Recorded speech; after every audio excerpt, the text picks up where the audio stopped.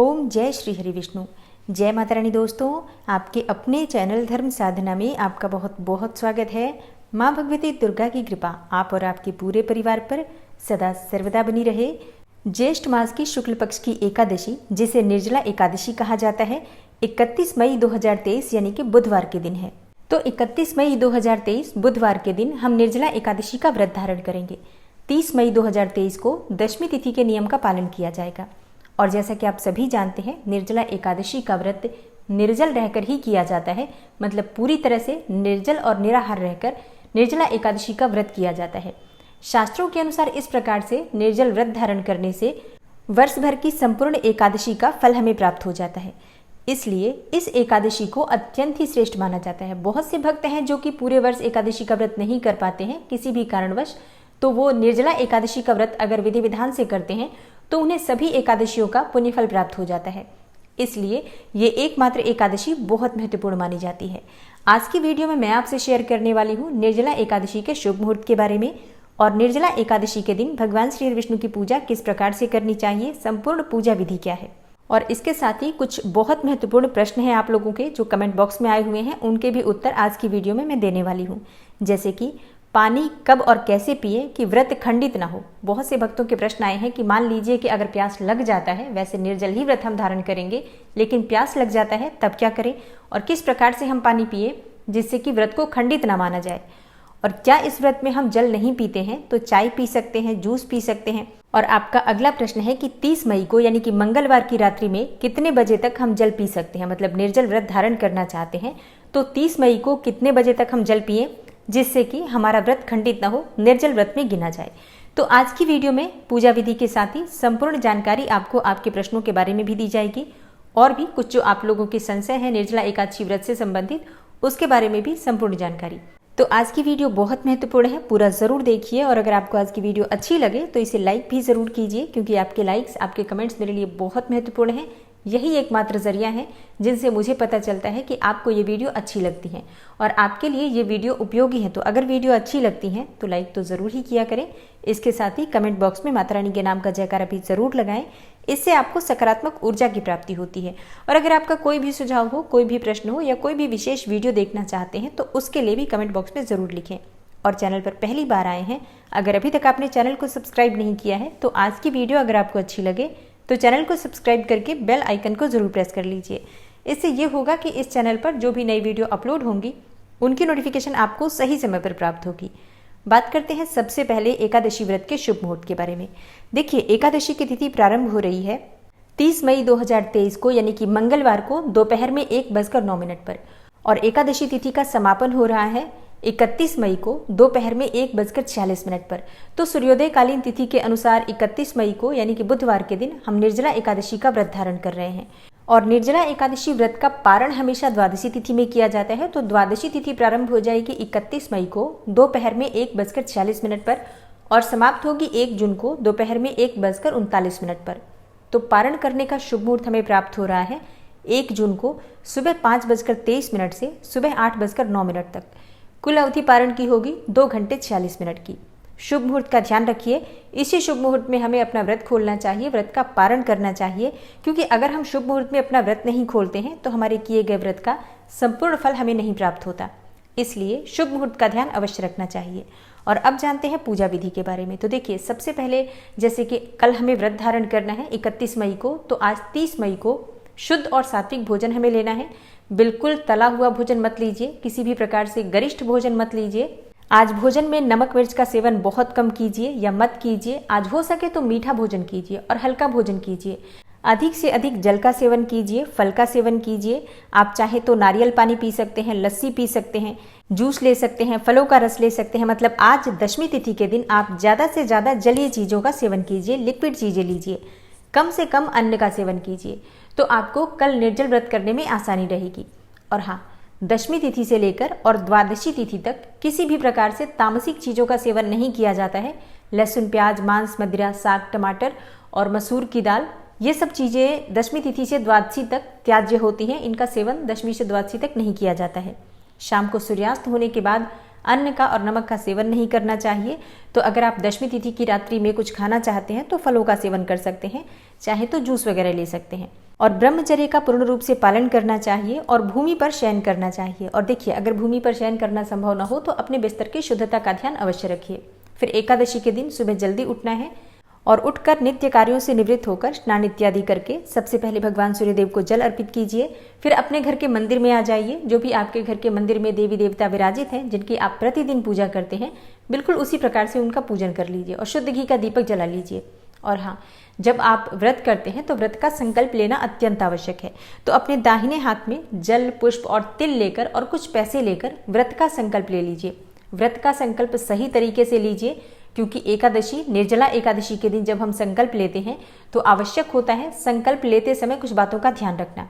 देखिए, अगर आप निर्जल व्रत करना चाहते हैं, इच्छा शक्ति प्रबल है आपकी, आपको लगता है कि आप पूरी तरह से निर्जल रह पाएंगे, तो आपको निर्जला एकादशी के दिन निर्जल रहकर व्रत धारण करने का संकल्प लेना चाहिए। और जो भक्त निर्जल व्रत धारण करने में असमर्थ हैं, नहीं धारण कर पाते, मन में संशय है किसी प्रकार का, तो भगवान से प्रार्थना कीजिए। मतलब संकल्प लेते समय आपको बोलना है, यथासंभव निर्जल रहने का प्रयास करूंगा या प्रयास करूंगी। इसमें आपको अपनी शक्ति के अनुसार पूरा प्रयास करना होता है। जितना हो सके अधिक से अधिक समय आप निर्जल रह सकते हैं। लेकिन जब आप निर्जल नहीं रह पाते हैं तब आप जल ग्रहण कर सकते हैं। लेकिन अगर आप निर्जला एकादशी का संकल्प निर्जल रहकर व्रत करने का लेते हैं तो उसके बाद आप अगर जल ग्रहण करते हैं तो व्रत को खंडित माना जाता है। बिल्कुल भी आपको की गई एकादशी का फल नहीं मिल पाता है। इसलिए संकल्प लेते वक्त ध्यान रखिए, अपनी इच्छा शक्ति के ऊपर विश्वास करके ही आपको इस एकादशी का संकल्प लेना है। और हाँ, संकल्प लेते समय सबसे पहले अपना नाम बोलना है, गोत्र बोलना है। जिस स्थान पर आप रहते हैं उस स्थान का एड्रेस पूरा दीजिए कि आप इस स्थान पर हैं, और फिर व्रत का संकल्प लीजिए। तो इस प्रकार से सही तरीके से व्रत का अगर आप संकल्प लेंगे तो आपको आपके किए गए व्रत का संपूर्ण फल मिलता है। और संकल्प लेने के बाद आपके हाथ में जो सामग्री है भगवान श्री विष्णु के चरणों में अर्पित कर दीजिए। और हाँ, भगवान से प्रार्थना कीजिए कि हे जगत के पालनहार, हे श्री हरि विष्णु, मुझ पर कृपा कीजिए कि मैं अपना व्रत निर्विघ्न पूर्ण कर पाऊँ। निर्जल रहकर या जलाहार के द्वारा या फलाहार के द्वारा जिस भी प्रकार से आप व्रत करना चाहते हैं कर सकते हैं, लेकिन किसी भी प्रकार से व्रत में विघ्न बाधा न आए, इसके लिए भगवान से प्रार्थना जरूर कीजिए। अब आप भगवान श्री विष्णु के दाहिनी तरफ एक कलश की स्थापना कर लीजिए। किसी भी एक पात्र में आप जल भरकर और उस पर पंच पल्लव रखकर, और पंच पल्लव के ऊपर आपको एक पात्र में थोड़ा सा तिल रखना है, सफेद तिल, और उसी के ऊपर नारियल की स्थापना आप कर सकते हैं। और भगवान के समक्ष शुद्ध घी का दीपक प्रज्वलित कर लीजिए।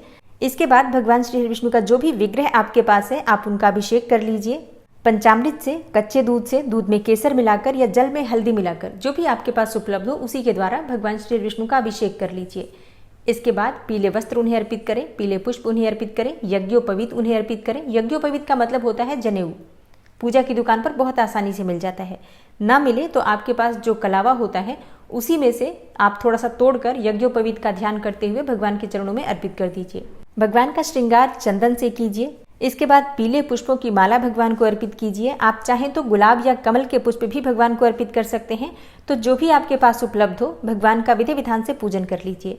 ऋतु फलों का भोग भगवान को अर्पित किया जाता है। गर्मी में जो भी फल उपलब्ध होते हैं, शीतलता प्रदान करने वाले फल जैसे कि तरबूज, खरबूज, ये सभी चीजें भगवान को इस मौसम में अर्पित की जाती हैं। विशेष रूप से आम का भोग भगवान को जरूर अर्पित करना चाहिए। पके हुए आम का भोग भगवान को अर्पित करने से ऐसा कहा जाता है कि बगुला की योनि से मुक्ति मिल जाती है। तो ये जरूर अर्पित कीजिए। बाकी आपकी अपनी उपलब्धता है, चाहे तो मिठाई का भोग लगा सकते हैं, दूध से बनी हुई मिठाइयों का भोग भी लगा सकते हैं, या मखाने की, साबूदाने की खीर बनाकर भी भगवान को अर्पित कर सकते हैं। और इसके बाद धूप दीप अर्पित करें। फिर आप वहीं बैठकर मंत्रों का जप कर सकते हैं। कोई सा भी मंत्र आप जप सकते हैं, जैसे कि ओम नमो भगवते वासुदेवाय नमः, ओम नमो नारायणाय नमः, ओम विष्णवे नमः। इस प्रकार से भगवान के किसी भी मंत्र का जप आप कर सकते हैं, चाहे तो माला से या फिर करमाला से, या फिर यथासंभव बिना गिने भी मंत्रों का जप किया जा सकता है। हाँ, जब आप पूजा कर रहे हैं तो पूजा करते समय पूरे समय मंत्रों का जप चलता रहे, इस बात का ध्यान रखिए। कभी भी मौन रहकर पूजा नहीं की जाती है, मंत्रोच्चारण के द्वारा ही हमेशा पूजा की जाती है। और हाँ, आज के दिन विशेष रूप से जल कलश का दान किया जाता है। तो जल कलश भगवान की पूजा में पहले रखा जाता है। जैसे कि आपने पूजा कर ली, पूजा करते समय ही आपको एक जल का पात्र, आप चाहे तो मिट्टी का पात्र ले सकते हैं, चाहे तो तांबे का पात्र भी ले सकते हैं, चांदी का पात्र भी ले सकते हैं, मतलब आपके पास जो भी सामर्थ्य हो। सबसे आसान होता है, सबके लिए सुलभ होता है मिट्टी का पात्र। तो एक मिट्टी का छोटा सा घड़ा ले लीजिए या सुराही ले सकते हैं। उसमें थोड़ा गंगा जल डालकर शुद्ध जल से उसे भरकर जहाँ पर आप भगवान की पूजा कर रहे हैं उसी चौकी के पास ये जल का पात्र भी रख दीजिए। और इसी में आप चाहें तो थोड़ी सी शक्कर डाल सकते हैं या फिर अलग से शक्कर वहां पर रख सकते हैं और दक्षिणा स्वरूप कुछ पैसे उसके पास रख दीजिए। मतलब घड़े के पास ही, घड़े के ऊपर आप कुछ दक्षिणा स्वरूप पैसे रख सकते हैं। जितना भी आप दक्षिणा देना चाहते हैं, धन दान करना चाहते हैं, अपनी सामर्थ्य के अनुसार धन वहीं पर रख दीजिए। ये सभी चीजें दान में जाएंगी, इस बात का ध्यान रखिए। और जो चीजें आप भगवान को अर्पित करते हैं, फल या मिठाई, उसमें से भी कुछ चीजें आप दान करेंगे, कुछ चीजें परिवार के सभी सदस्य मिलकर प्रसाद स्वरूप ग्रहण करेंगे। तो इस प्रकार से सुबह की पूजा पूर्ण करने के बाद आप भगवान की आरती कर लीजिए और दिन भर आपको व्रत धारण करना है। निर्जल रहना चाहते हैं, जलाहार रहना चाहते हैं या फलाहार रहना चाहते हैं, ये पूरी तरह से आपकी अपनी इच्छा पर निर्भर करता है, सामर्थ्य पर निर्भर करता है। लेकिन निर्जला एकादशी के दिन पूरी रात्रि मतलब पूरे 24 घंटे इस बात का ध्यान रहे कि हर समय हर क्षण भगवान श्री हरि विष्णु के चरणों में आपका ध्यान लगा रहे। कोई न कोई मंत्र हर समय मन में चलता रहे, मानसिक जप करते रहिए। चाहे तो आप मोबाइल पर चलाकर भी सुन सकते हैं, घर में भी आप मंत्रों की ध्वनि मोबाइल के द्वारा कर सकते हैं ताकि हर समय हर किसी के कान में मंत्रों की ध्वनि गूंजती रहे। आप स्वयं भी मानसिक रूप से मंत्र जप कर सकते हैं, भगवत गीता का पाठ कर सकते हैं। बैठकर भगवान श्री विष्णु के सामने एक अखंड दीपक सुबह से लेकर अगली सुबह तक के लिए जला दीजिए और वहीं बैठकर मंत्रों का अधिक से अधिक जप कर सकते हैं। जब भी आपको समय मिलता है बैठकर विष्णु सहस्त्र नाम का पाठ आप कर सकते हैं, चाहे तो भगवत गीता का पाठ कर सकते हैं, गजेंद्र मोक्ष का पाठ कर सकते हैं, रामचरितमानस का पाठ कर सकते हैं। मतलब अपनी इच्छा के अनुसार पूरे दिन किसी न किसी पाठ को करते रहिए ताकि मन आपका भगवान श्री विष्णु के चरणों में लगा रहे। और इस प्रकार से जब आप पूजा आराधना में मन लगाकर रखेंगे तो प्यास भी कम लगती है। निर्जला एकादशी है, कोशिश कीजिए रात्रि में जागरण करने का। मतलब जितना समय आपसे हो सके उतना समय तो जरूर रात्रि जागरण कीजिए, भजन कीर्तन कीजिए, भगवान श्री विष्णु के चरणों में अपना मन लगाकर रखिए। और फिर अगले दिन यानी कि द्वादशी तिथि में सुबह जल्दी उठकर स्नान इत्यादि से निवृत्त होकर भगवान श्री विष्णु की पूजा करके और सूर्यदेव को जल अर्पित करने के बाद ब्राह्मण को दान दक्षिणा देने के बाद आप स्वयं भी शुभ मुहूर्त में अपना व्रत खोल सकते हैं, व्रत का पारण कर सकते हैं। तो दशमी से द्वादशी तक ये नियम होते हैं जिनका पालन प्रत्येक व्रत करने वाले को करना चाहिए। चाहे आप एक ही एकादशी करते हो या सभी एकादशी करते हो, आपके लिए ये सभी नियम अनिवार्य है। और अब बात करते हैं आपके प्रश्नों के बारे में। देखिए, पहला प्रश्न ये है कि क्या निर्जल व्रत रहना आवश्यक है? देखिए, बिल्कुल भी नहीं। आप चाहें तो निर्जल व्रत धारण कर सकते हैं। अगर आपकी शारीरिक क्षमता है, इच्छा शक्ति प्रबल है, तो आप बिल्कुल निर्जला एकादशी का व्रत निर्जल रहकर धारण कीजिए। लेकिन अगर आप ऐसा नहीं कर पाते हैं, निर्जल रहने में असमर्थ हैं, तो आप जलाहार के द्वारा मतलब जलीय चीजें लेकर, जैसे कि आप जूस ले सकते हैं, फलों का रस ले सकते हैं, जल पी सकते हैं, इस प्रकार से लिक्विड चीजें लेकर आप व्रत धारण कर सकते हैं निर्जला एकादशी का। और जलाहार के द्वारा भी संभव न हो तो आप फलाहार भी ले सकते हैं, जैसे कि फलाहार इत्यादि फल इत्यादि खाकर आप व्रत कर सकते हैं। जो भक्त निर्जल रह सकते हैं, उनके मन में ये श्रद्धा है भगवान श्री विष्णु के प्रति कि वो निर्जल रह पाएंगे, शारीरिक क्षमता ठीक ठाक है, तो आप जरूर निर्जल व्रत धारण करें। तो निर्जल रहना आवश्यक नहीं है, बिल्कुल आपकी अपनी इच्छा पर निर्भर करता है। अगला प्रश्न है आपका कि हम निर्जल व्रत करना चाहते हैं, लेकिन पानी कब और कैसे पिए कि व्रत खंडित ना हो। जैसे कि प्यास लग जाती है तो पानी किस प्रकार से पिए। देखिए, शास्त्रों के अनुसार निर्जला एकादशी के दिन जो मनुष्य योनि में जीव हैं, उन्हें निर्जल व्रत धारण करना चाहिए, मतलब जल ग्रहण नहीं करना चाहिए। लेकिन पशुओं के लिए ऐसा कोई नियम नहीं होता है, मतलब पशुओं के लिए कोई भी व्रत निर्धारित नहीं है। तो इसलिए शास्त्र कहते हैं कि अगर हम निर्जल व्रत धारण करते हैं, मतलब मनुष्य निर्जल व्रत धारण कर रहे हैं और किसी भी कारण से अगर वो निर्जल नहीं रह पाते हैं, तो पशु बनकर आप जल पी सकते हैं। पशु कैसे बनेंगे? देखिए, एक थाली में अगर आप जल भर कर रख देते हैं और वहीं पर अपने दोनों हाथ और दोनों पैरों के बल से बैठकर और जीभ से आपको जल पीना है, मतलब जितना आपकी जीभ में आता है उसी से जल पीना है। इस प्रकार से अगर आप जल पीते हैं तो आपको दोष नहीं लगता है, व्रत खंडित नहीं माना जाता है। लेकिन ये तब किया जाता है जब बिल्कुल भी असह्य हो, बिल्कुल आप सहन नहीं कर पा रहे हैं, लेकिन आपने निर्जल व्रत का संकल्प ले लिया है, तो ऐसे में आप इस प्रकार से जल पी सकते हैं। और इस प्रकार से अगर आप जल पीते हैं तो आपका व्रत बिल्कुल भी खंडित नहीं माना जाएगा। भगवान श्री विष्णु के नाम का मंत्र का स्मरण करके, उनसे क्षमा प्रार्थना करके इस प्रकार से आप जल पी सकते हैं। अगला जो आपका प्रश्न है कि निर्जल व्रत में अगर हम जल नहीं पीते हैं तो क्या चाय या जूस पी सकते हैं और क्या ये हमारा व्रत निर्जल माना जाएगा? और हाँ, इसी से जुड़ा हुआ एक और प्रश्न है जिसमें पूछा गया है कि अगर हम जल नहीं पीते हैं तो क्या फल खा सकते हैं और फल खाने से क्या हमारा व्रत निर्जल ही माना जाएगा? मतलब देखिए, किस प्रकार का प्रश्न है ये। निर्जल और निराहार का मतलब होता है किसी भी प्रकार से खाने पीने की कोई भी वस्तु हम नहीं ग्रहण कर सकते हैं। जैसे कि हम हर बार एकादशी करते हैं जिसमें निर्जल व्रत नहीं करते हैं, तो हम फल इत्यादि लेते हैं, फलाहार करते हैं, जूस पीते हैं, फलों का रस लेते हैं, मतलब हम निर्जल नहीं कर रहे हैं, फलाहार और जलाहार के द्वारा कर रहे हैं। लेकिन निर्जला एकादशी मतलब निर्जला भी है, यानी कि आपने अब तक फल लिया, अब फल का भी त्याग कर दीजिए, जल का भी त्याग कर दीजिए और बिना किसी आहार के आप ये व्रत धारण करेंगे, मतलब निर्जल और निराहार।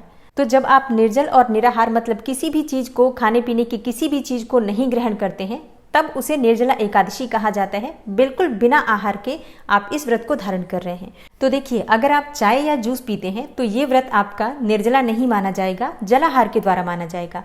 और जो भक्त फल का भी सेवन कर रहे हैं उनके लिए बता दूं, बिल्कुल भी निर्जल नहीं है ये व्रत आपका ये व्रत फलाहार और जलाहार के द्वारा माना जाएगा।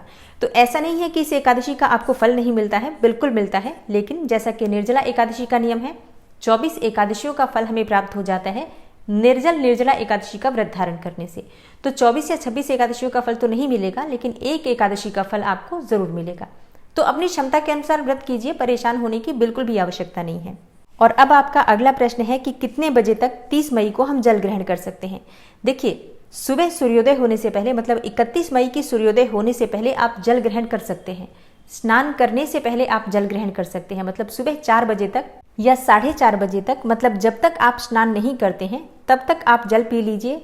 स्नान करने से पहले जल पी लीजिए, उसके बाद आप स्नान कर सकते हैं। स्नान करने के बाद अपने निर्जल व्रत का संकल्प ले सकते हैं। तो परेशान होने की बिल्कुल भी आवश्यकता नहीं है। कई लोगों के प्रश्न आ रहे हैं कि क्या हम 30 मई की रात्रि में 12 बजे तक, 1 बजे तक जल ग्रहण कर सकते हैं। देखिए, ऐसा नहीं है। आप सुबह तक, मतलब सुबह ब्रह्म मुहूर्त में जब आप स्नान करने जाएंगे तो स्नान करने से पहले जल ग्रहण कर लीजिए। उसके बाद जब आप स्नान कर लेंगे तब आपको जल ग्रहण नहीं करना है, बस इस बात का ध्यान रखिए।